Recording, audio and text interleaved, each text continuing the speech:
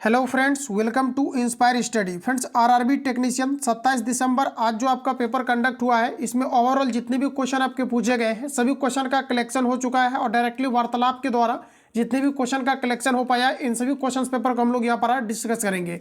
देखिए, इससे रिलेटेड जो भी आपका फैक्ट होगा क्वेश्चन से रिलेटेड इन सभी को हम लोग कवर करते चलेंगे, क्योंकि लगातार क्वेश्चन आपके एग्जाम में रिलेटेड आपका रिपीट किया जा रहा है। साथ ही साथ कुछ क्वेश्चन आपके हुबहू एग्जाम में रिपीट भी किए गए हैं।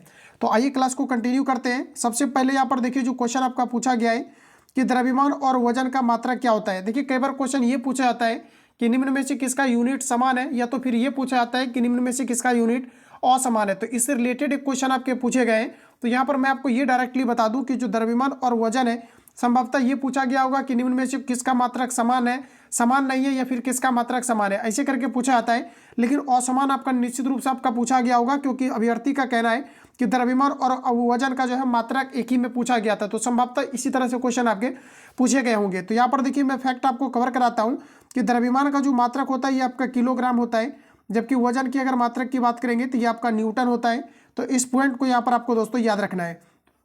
अब देखिए, बात कर ले हम लोग न्यूटन का। तो देखिए, न्यूटन जो होता है ये आपका बल का भी मात्रक होता है, साथ ही साथ आपका वजन का जो मात्रक होता है ये आपका न्यूटन होता है। एक न्यूटन को लिखा जाता है केजी मीटर पर सेकेंड स्क्वायर। तो इस फैक्ट को आपको याद रखना है, जो ऑलरेडी आपके टेक्नीशियन में पूछ लिया गया है। अगला क्वेश्चन आपका पूछा है कि पीएम विश्वकर्मा योजना के तहत 2023 से 24 और 2027 से 28 तक कितने करोड़ रुपये जो है आवंटित किया गया है। तो दोस्तों याद रखना है कि 13,000 करोड़ रुपये खर्च का प्रावधान किया गया है। इस योजना का उद्देश्य जो है देश के शिल्पकारों और कारीगरों को देश के विकास की मुख्य धारा के साथ आपका जोड़ना।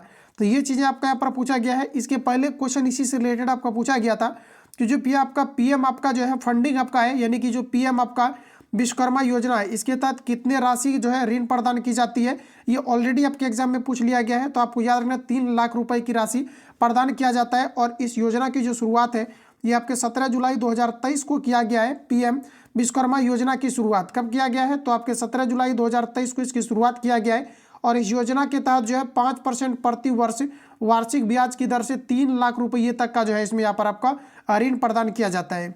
अगला क्वेश्चन आपको पूछा गया है कि 14वीं हॉकी इंडिया सीनियर पुरुष सीनियर चैंपियनशिप 2024 किस राज्य ने जीता है। तो दोस्तों आपका राइट आंसर हो जाएगा कि ओडिशा ने हरियाणा को 5-1 से हराया था, और ओडिशा जो है आपका ये आपका विनिंग टीम बना था। तो यहाँ पर देखिए, आपका ओडिशा करेक्ट आंसर आपका हो जाएगा।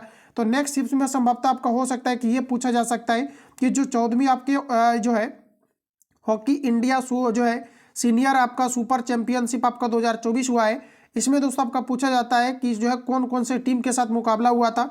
ओडिशा और आपके हरियाणा के बीच हुआ था। तो इससे रिलेटेड आप यहाँ पर जो है याद रखना है।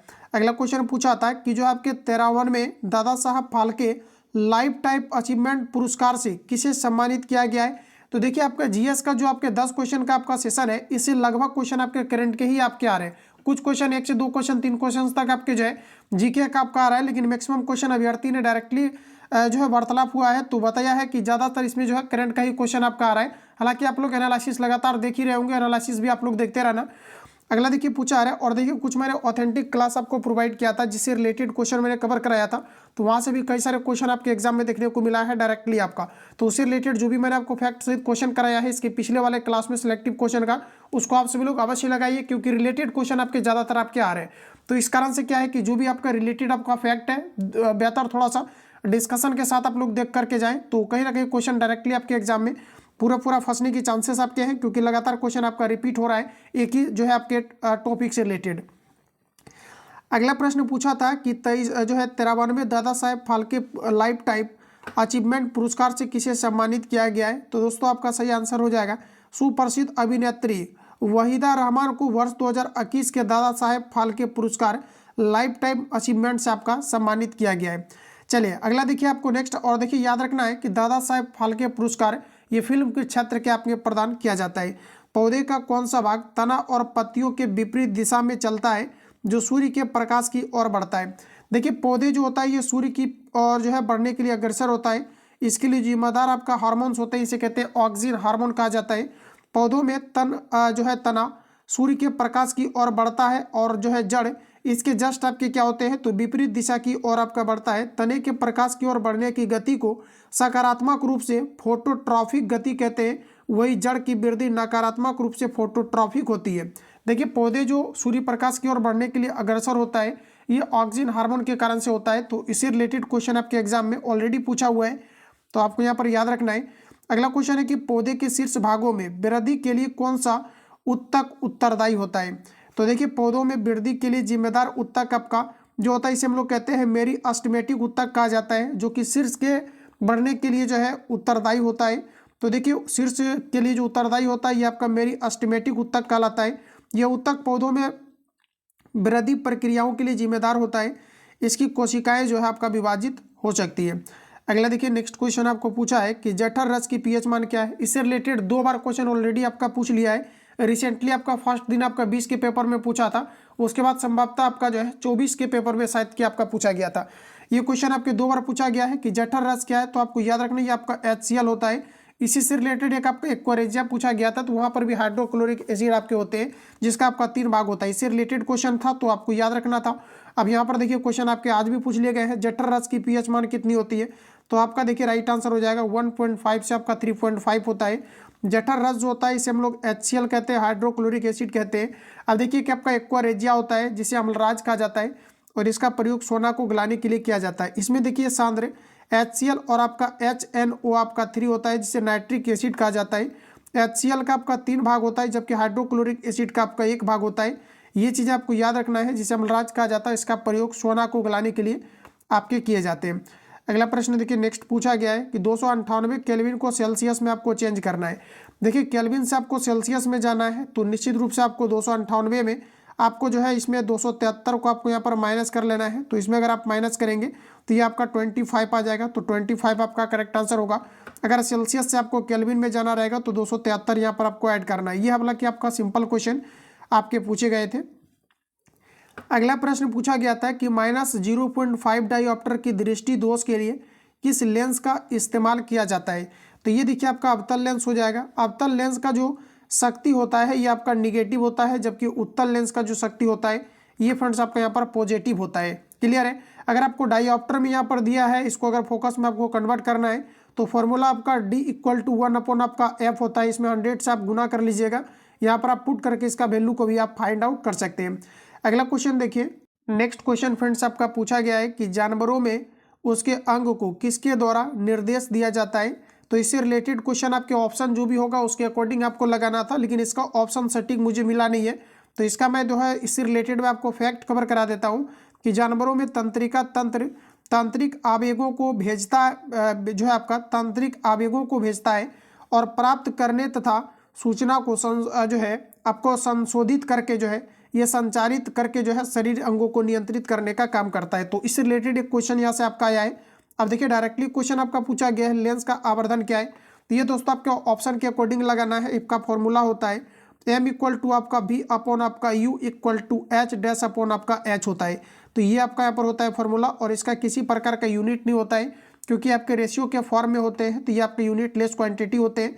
अगला क्वेश्चन आपका पूछा गया है कि CNG का फुल फॉर्म क्या है। तो इसका मतलब होता है कॉम्प्रेस नेचुरल गैस, जिसका पहला पंप नई दिल्ली में आपके लगाए गए थे। CNG का प्रमुख घटक आपका मीथेन है, जिसे CH4 कहा जाता है। इसे मार्स गैस भी दोस्तों आपके कहे जाते हैं। अगला देखिए LPG का लिक्विड पेट्रोलियम आपके गैस इसका फुल फॉर्म होता है, जिसका मिश्रण की अगर बात करेंगे तो ये आपका प्रोपेन और आपका ब्यूटेन या आइसोब्यूटेन होता है।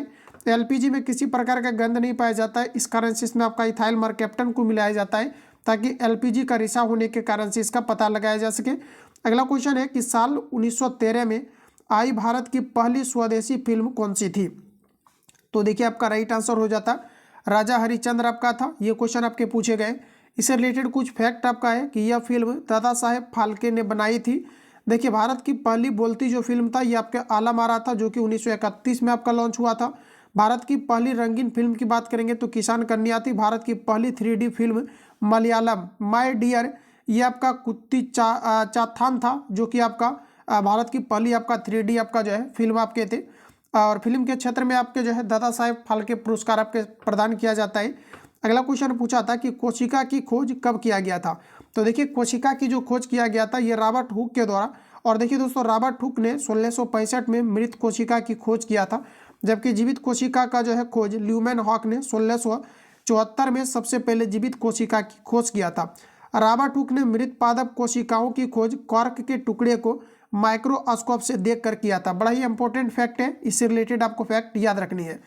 अगला प्रश्न है कि लोकसभा चुनाव में 2024 में भारतीय जनता पार्टी को कितनी सीटें मिली थी, ये आपको यहाँ पर पूछा गया है। देखिए भारतीय जनता पार्टी को तो टोटल आपका 200 आपके 40 सीटें मिली थी, जबकि सब भाजपा की बात करेंगे 240 आपका है, कांग्रेस को आपको 99 है और समाजवादी पार्टी को 30 आपके 7 सीटें मिली थी और तृणमूल कांग्रेस यानी कि टीएमसी को टोटल आपके 29 सीटें आपकी मिली थी। अगला प्रश्न देखिए पूछा था कि निम्नलिखित में से कौन एक कोशिकीय जीव है।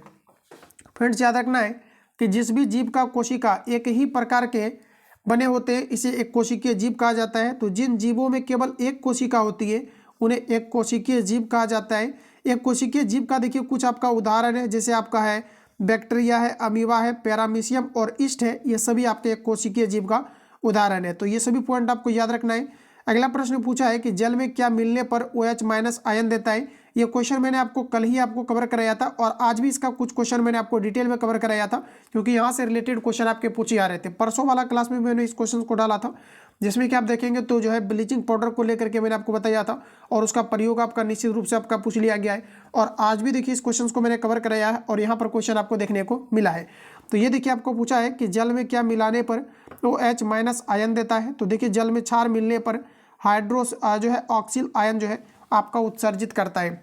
देखिए पीएच जो आपके मान होता है, पीएच स्केल सोरेनसन नामक वैज्ञानिक ने किया था, जिसमें कि आपके 0 से लेकर के 7 तक, और ये आपके यहाँ से 14 तक होता है। अगर 7 होता है तो उदासीन होगा। 7 से जैसे ही आपका दोस्तों आगे बढ़ता है तो OH- आयन की सांद्रता में वृद्धि करेगा, और 7 से अगर आपका कम होता है तो ये H+ आयन की सांद्रता में वृद्धि करेगा। तो H+ आयन की सांद्रता में वृद्धि होगा तो ये अम्लीय गुण को प्रदर्शित करेगा, जबकि OH- आयन की सांद्रता में अगर वृद्धि करता है तो ये आपके क्षारीय गुण को प्रदर्शित करेगा। तो ये सभी फैक्ट आपको यहाँ से याद रखनी है।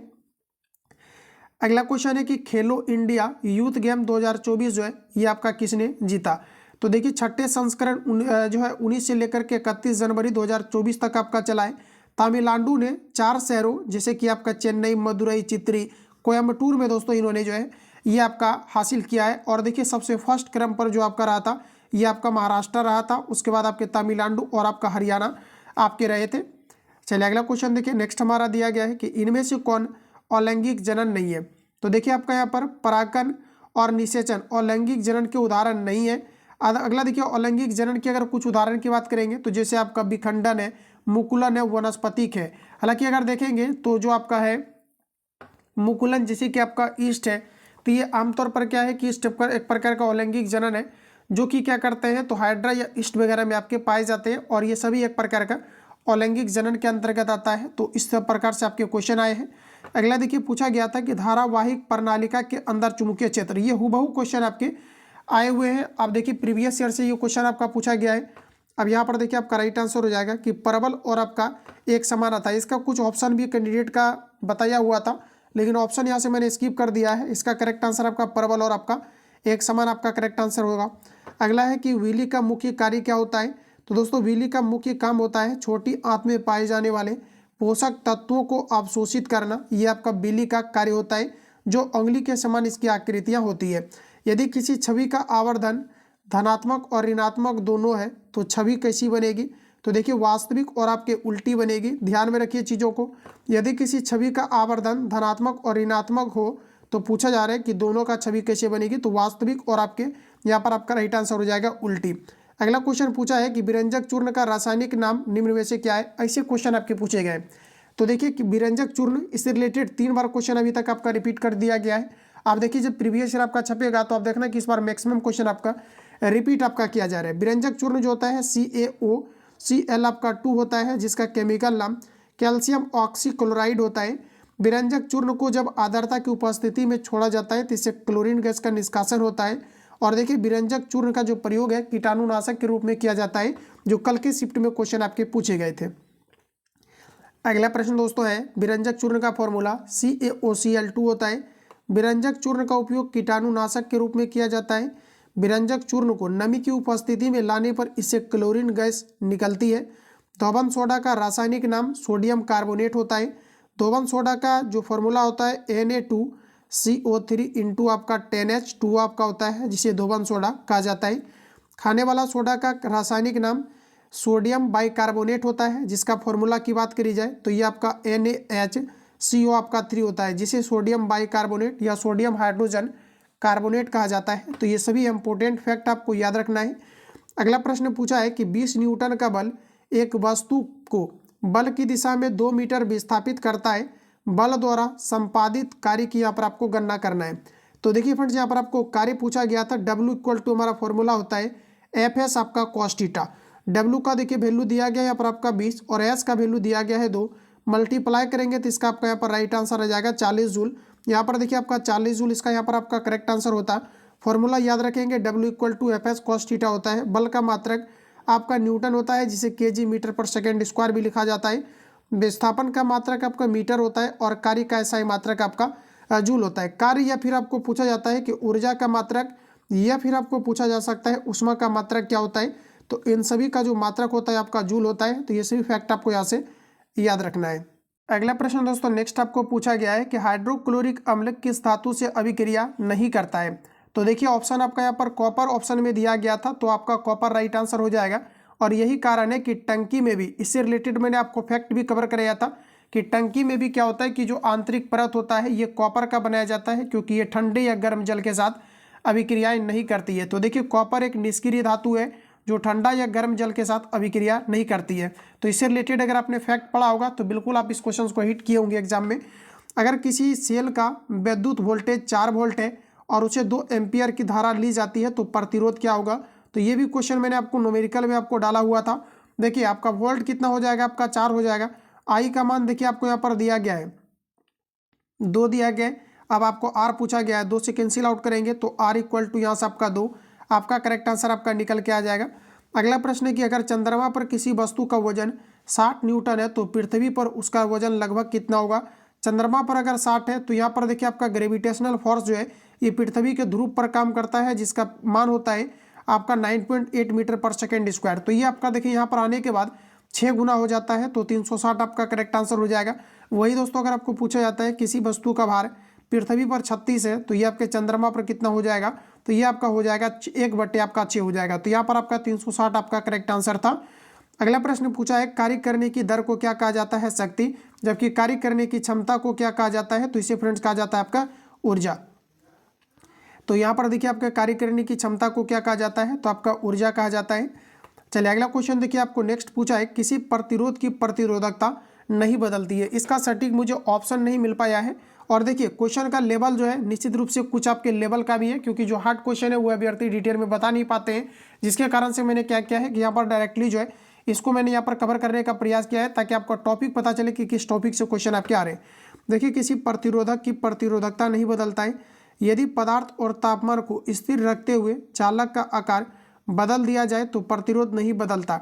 ऐसा इसलिए क्योंकि प्रतिरोध पदार्थ की प्रतिरोधकता लंबाई और अनुप्रस्थ काट क्षेत्र पर निर्भर करता है, ना कि उसके आकार पर। तो यहाँ पर आपको याद रखना है कि जो प्रतिरोध होता है, रेसिस्टेंस होता है, ये डायरेक्टली प्रोपोर्शनल 1 आपके जो है एल के होते हैं। साथ ही साथ जो रेसिस्टेंस होता है ये डायरेक्टली प्रोपोर्शनल 1 अपॉन आपका ए यानी एरिया का होता है, ना कि दोस्तों इसके जो है आपके आकार का होता है। तो इतने फैक्ट आपको यहाँ से याद रखना है। अगला क्वेश्चन देखिए पूछा है कि यदि वक्रता केंद्र वस्तु ध्रुव से 4 सेंटीमीटर की दूरी पर हो तो वस्तु का वक्रता केंद्र पर, तो देखिए क्वेश्चन को एक बार रिपीट करते हैं। प्रश्न पूछा गया है कि यदि वक्रता केंद्र वस्तु ध्रुव से 4 सेंटीमीटर की दूरी पर हो और वस्तु वक्रता केंद्र पर रखी गई हो तो जो है प्रतिबिंब भी वक्रता केंद्र पर ही आपका बनेगा। यानी कहने का मतलब ये है कि इससे क्वेश्चन आपका डायरेक्टली पूछा गया है। तो देखिए यहाँ पर क्या है कि आपका P है, ये आपका F है और यहाँ पर आपका C है। जब किसी वस्तु को यहाँ पर रखा जाता है तो इस प्रकार से आपका प्रतिबिंब बनता है जस्ट आपके वस्तु के नीचे। तो इसको यहाँ पर देखिए सटीक क्वेश्चन मिल नहीं पाया है, इस कारण से इसको मैंने डायरेक्टली यहाँ पर इसको इस प्रकार से लगा दिया है।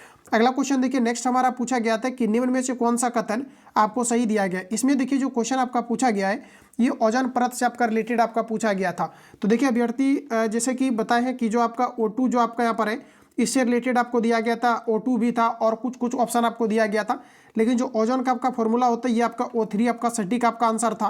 तो यहाँ पर देखिए ओजोन ऑक्सीजन के 3 परमाणुओं से मिलकर बना होता है। ओजोन ऑक्सीजन के 3 परमाणुओं से मिलकर बना होता है। यह वायुमंडल की समताप मंडल में पाई जाती है। यह सूर्य से आने वाली हानिकारक पराबैंगनी विकिरण से पृथ्वी की रक्षा करती है। ओजोन परत की मोटाई डॉप्सन में मापी जाती है। तो ये सभी पॉइंट आपको यहाँ से याद रखना है। ओजोन परत को जो नष्ट करता है मुख्य रूप से आपका CFC करता है, जिसे क्लोरोफ्लोरो आपके कार्बन कहा जाता है। अगला प्रश्न देखिए, 5 क्रमागत प्राकृतिक संख्याओं को औसत m है। यदि अगले 3 प्राकृतिक संख्याओं को भी शामिल कर लिया जाए तो इन 8 संख्याओं का औसत जो है ये आपका पूछा है कि m से कितना अधिक होगा। तो 1.5 आपका करेक्ट आंसर होगा। अगला प्रश्न कहा जा रहा था कि एड्स और गोनोरिया यह सब कैसे होता है।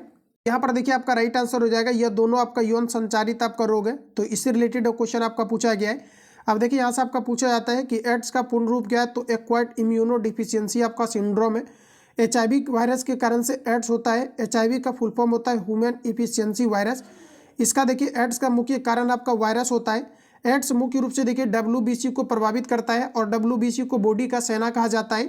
ध्यान में रखेंगे, यहाँ से क्वेश्चन आपके पूछे गए। देखिए WBC के अंतर्गत आपके लिम्फोसाइट नामक एक ग्रंथि पाई जाती है, जो मुख्य रूप से आपका जो है आपके एड्स का जो वायरस होता है इसको प्रभावित करता है। और देखिए प्रत्येक 1 दिसंबर को एड्स दिवस के रूप में आपका सेलिब्रेट किया जाता है। अगला प्रश्न फ्रेंड्स आपका पूछा गया है कि इनमें से कौन सा पूछा गया था कि जो है आपका पूछा गया था कि निलंबन किससे बनता है, ये आपको ऊपर पूछा गया था। तो निलंबन जो होता है ये आपके द्रव और आपका ठोस से आपका जो है आपका निलंबन बनता है। तो यहाँ पर आपका डी ऑप्शन यहाँ पर आपका इस प्रकार से आपका करेक्ट हो जाता। अगला प्रश्न देखिए कि वह कौन सी धातु जो कमरे के तापमान पर तरल अवस्था में पाई जाती है। तो आपका राइट आंसर मरकरी हो जाएगा। ये मात्र एक आपका धातु है Hg, जो कि कमरे के ताप पर द्रव अवस्था में पाई जाती है। जबकि अधातु की बात अगर करी जाए तो ये आपका ब्रोमीन है, मात्र एक अधातु जो कि कमरे के ताप पर द्रव अवस्था में पाई जाती है। फिर मरकरी का परमाणु क्रमांक आपका 80 होता है। कमरे के तापमान पर द्रव अवस्था में पाई जाने वाली गैर धातु ब्रोमीन आपका है। जो क्वेश्चन आपका पूछ लिया गया है, ऑलरेडी आपने एनालिसिस देखा होगा कहीं ना कहीं, तो आप निश्चित रूप से देखेंगे तो ये क्वेश्चन आपका पूछा गया था और फिर इस क्वेश्चन को आपका रिपीट किया गया है। अगला देखिए, पारा का प्रमुख अयस्क आपका सिनेबार होता है। पर देखिए और देखिए हम बात कर ले थोड़ा सा कि जो है पारा का प्रयोग थर्मामीटर इत्यादि में किया जाता है। पारा को क्विक सिल्वर भी कहा जाता है और पारा से अमलगम भी आपके बनाए जाते हैं। किसी भी कंपाउंड्स के साथ एक अगर आपका धातु मरकरी यानी कि पारा है तो इसे आपका कहा जाता है अमलगम। चलिए अगला प्रश्न देखिए आपका पूछा गया है कि किस प्रकार की अभिक्रिया में आयन का आदान प्रदान होता है। तो देखिए जो आपका डिस्प्लेसमेंट अभिक्रिया है या फिर आप डबल डिस्प्लेसमेंट अभिक्रिया का लीजिए तो द्विविस्थापन अभिक्रिया में आदान प्रदान होता है। जैसे कि आपका AB + CD अगर रिएक्ट करता है दो कंपाउंड्स आपका, तो AD और आपका जो है CB का निर्माण होगा, जिसे डबल डिस्प्लेसमेंट अभिक्रिया कही जाती है। अगला प्रश्न है कि ऑक्सीजन का आणविक द्रव्यमान कितना होता है। तो यहाँ पर देखिए O2 का आपका पूछा गया है, ठीक है, ऑक्सीजन का पूछा गया है। तो O2 वहाँ पर ऑप्शन में आपको दिया गया होगा, और या तो क्वेश्चन में आपका O अगर दिया होगा तो ये आपका 8 दूना का आपका 16 हो जाएगा, परमाणु क्रमांक से गुना करना है। अगर O2 का आपका पूछा गया होगा तो ये आपका 32 हो जाएगा, क्योंकि 8 को 2 से मल्टीप्लाई करेंगे तो ये आपका 16 हो जाएगा। इसमें आपका जो है संयोजकता 2 होता है, तो आपके 16 दूना आपका यहाँ पर 32 हो जाएगा। हालांकि मैक्सिमम क्वेश्चन में जितना कि पूछा गया है अभी तक आपके ओवरऑल आपके O2 करके ही पूछा गया है। तो O2 आपका निश्चित रूप से ऑप्शन में आपका रहा होगा। किस हार्मोन की संश्लेषण के लिए आयोडीन की आवश्यकता होती है। तो देखिए आपका राइट आंसर हो जाएगा, ये आपका थायरॉक्सिन हार्मोन जो है ये आपके होते हैं।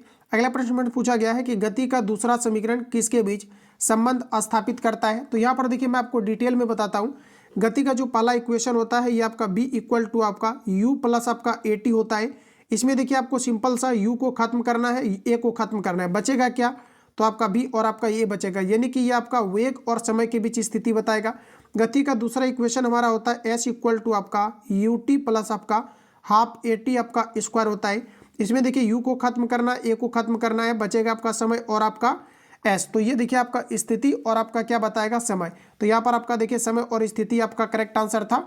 अगर आपको थर्ड इक्वेशन के बारे में पूछा जाता है तो B = आपका U² + आपका 2AS होता है। तो सिंपल सा हमें इक्वेशन में हमें U और A को खत्म करना रहता है, तो इसमें आपका वेग और आपके स्थिति को बताएगा। तो ये पॉइंट आपको यहाँ से याद रखना है। अगला प्रश्न देखिए, अगर m द्रव्यमान की कोई वस्तु पृथ्वी की सतह पर रखी है तो उसे पूछा है कि उस पर लगने वाला गुरुत्वाकर्षण बल का मान क्या होगा। अब देखिए यहाँ पर आपका 9.8 ऑप्शन में आपका रह सकता है, लेकिन देखिए जो आपका होता है जी का आपका वैल्यू, चूंकि गुरुत्वाकर्षण बल का मान पूछा है तो निश्चित रूप से आपका जी दोस्तों आपका पूछा गया होगा। तो देखिए जी का जो होता है 6.67 × 10⁻⁻11 आपका 11 न्यूटन मीटर स्क्वायर पर दोस्तों आपका kg² होता है। ऑलरेडी क्वेश्चन आपका पूछा गया था कि जी का यूनिट क्या होता है, तो न्यूटन मीटर स्क्वायर पर आपका kg स्क्वायर होता है। लेकिन यहाँ पर देखिए फिर से क्वेश्चन आपका पूछा गया है, लेकिन अभ्यर्थी ने कहा कि 9.8 भी दिया हुआ था, तो ये तो कि ऑप्शन आपका नहीं हो सकता है। ऑप्शन में आपका ये निश्चित रूप से आपका दिया गया होगा 6.67 इंटू 10⁻⁻ आपका 11 न्यूटन मीटर स्क्वायर पर आपका kg स्क्वायर होता है। अगला देखिए, जब प्रकाश विरल माध्यम से सघन माध्यम में जाती है तो क्या होता है। तो देखिए जब प्रकाश, ये मान लिया जाए कि एक आपका डेंसर मीडियम है, और देखिए जब प्रकाश क्या होता है कि अभिलंब की ओर मुड़ जाता है। जब क्या होता है कि विरल माध्यम ये आपका रेयर मीडियम है, इससे जब आपका डेंसर मीडियम में एंटर करती है तो ये क्या होगा कि आपके अभिलंब की ओर आपका जो है मुड़ जाएगा, क्योंकि इसका वेलोसिटी में कमी आएगा। अगर मान लिया जाए कि डेंसर मीडियम से अगर रेयर मीडियम में अगर आपका एंटर करता है तो इसका वेलोसिटी में परिवर्तन होगा, एक्सचेंज होगा, तो ये आपका इंक्रीज होने के कारण से ये आपका क्या होगा कि अभिलंब से आपका दूर चला जाएगा। तो प्रश्न जो आपका पूछा था, ये पूछा गया था कि जब प्रकाश विरल माध्यम से सघन माध्यम में जाती है तो क्या होगा, तो अभिलंब की ओर आपका मुड़ जाएगा। अगला क्वेश्चन देखिए, नेक्स्ट हमारा पूछा गया था कि गतिज ऊर्जा और स्थितिज ऊर्जा के योग को क्या कहा जाता है। तो इसे फ्रेंड्स कहा जाता है यांत्रिक ऊर्जा। गतिज ऊर्जा का फॉर्मूला हाफ mv² और स्थितिज ऊर्जा का फॉर्मूला आपका mgh होता है। अगला प्रश्न देखिए पूछा गया था कि मायोपिया और हाइपरमेट्रोपिया का जो दोष है ये किस प्रकार का है। तो देखिए मायोपिया दोष का मतलब होता है निकट दृष्टि दोष, और हाइपरमेट्रोपिया का मतलब होता है दूर दृष्टि दोष। देखिए निकट दृष्टि दोष के लिए अवतल लेंस का प्रयोग किया जाता है, दूर दृष्टि दोष के निवारण हेतु उत्तल लेंस का प्रयोग किया जाता है। अवतल लेंस की फोकस दूरी धनात्मक और उत्तल लेंस की फोकस दूरी ऋणात्मक होती है। अवतल लेंस की फोकस दूरी जो होता है ये आपका ऋणात्मक होता है। यहाँ पर देखिए टाइपिंग एरर है, इसको थोड़ा सा आप लोग यहाँ पर ठीक करेंगे। अवतल लेंस की फोकस दूरी आपका निगेटिव होता है, जबकि उत्तल लेंस की फोकस दूरी आपका पॉजिटिव होता है। उत्तल लेंस को देखिए अभिसारी लेंस और अवतल लेंस को अपसारी लेंस कहा जाता है। लेंस की क्षमता का मात्रक आपका डाईऑप्टर होता है। तो ये सभी पॉइंट आपको यहाँ से याद रखना है। अगला क्वेश्चन देखिए, सोडियम हाइड्रोजन कार्बोनेट को गर्म करने पर क्या बनता है। हुबहू क्वेश्चन आपके आए हैं, प्रीवियस ईयर का ये क्वेश्चन आपका ऑलरेडी है। यहाँ पर देखिए क्वेश्चन आपका हो जाएगा करेक्ट आंसर, सोडियम आपका कार्बोनेट बनता है। Sodium carbonate, sodium hydrogen carbonate को बेकिंग सोडा भी कहते हैं। इसका इस्तेमाल कई कामों में किया जाता है। क्योंकि अभी ब्लीचिंग पाउडर का वर्क पूछा गया है तो इससे रिलेटेड क्वेश्चन आप क्या आ सकते हैं, तो ध्यान में रखेंगे सोडियम हाइड्रोजन कार्बोनेट को बेकिंग सोडा भी कहा जाता है। इसका कुछ आपका प्रयोग है जैसे कि बेकिंग पाउडर बनाने के लिए, यह एंटासिड में घटक के रूप में, सोडा अम्ल अग्निशामक में किया जाता है, वॉशिंग सोडा बनाने में किया जाता है, कांच साबुन और कागज उद्योग में किया जाता है, घरेलू सफाई एजेंट के रूप में किया जाता है, पानी की अस्थायी कठोरता को दूर करने के लिए आपका बेकिंग सोडा का फ्रेंड्स आपका प्रयोग किया जाता है। देखिए इतना क्वेश्चन जो है मेरे पास इसका कलेक्शन हुआ था, जिसको कि मैंने कंप्लीटली आपको डिटेल में रिवील करा दिया है। बाकी किसी प्रकार का डाउट या संशय हो तो कमेंट बॉक्स में अपना फीडबैक देंगे। जो लोग चैनल पर पहली बार आए हैं चैनल को सब्सक्राइब करके बेल आइकन को प्रेस कर लेंगे, क्योंकि नेक्स्ट क्लास का नोटिफिकेशन आपको मिले, ताकि आप जितने भी क्वेश्चन का कलेक्शन होगा ये आप बेहतर तरीका से इसको इंप्रूवमेंट करके फाइनली एग्जाम में एंटर कर पाए। अब देखिए जितना भी अभी मैंने आपको क्वेश्चन आपको कवर कराया है, इसका अभी क्वेश्चन आपका कलेक्ट होगा सभी आपका, और इससे रिलेटेड जितने भी क्वेश्चन होगा मॉर्निंग में 10 बजे तक आपका क्लास अपलोड हो जाएगा। तो उसको अवश्य आप सभी लोग लगाएं, क्योंकि जितने भी आपका शाम तक क्वेश्चन का कलेक्शन होता है इसके अकॉर्डिंग आपके न्यू क्वेश्चन जो भी आपके होते हैं इन सभी का कलेक्शन आपको मॉर्निंग में 10 बजे से पहले आपको अपलोड किया जाता है। तो फटाफट चैनल को सब्सक्राइब करके बेल बटन को ऑल पर क्लिक करके सेट कर लेना है, जिससे कि नोटिफिकेशन आपको टाइम टू टाइम मिले और आप सभी क्लास को बिल्कुल ईजी वे में अटेम्प्ट ले पाए। तो मिलते हैं नेक्स्ट क्लास में, तब तक के लिए जय हिंद, बेस्ट ऑफ लक।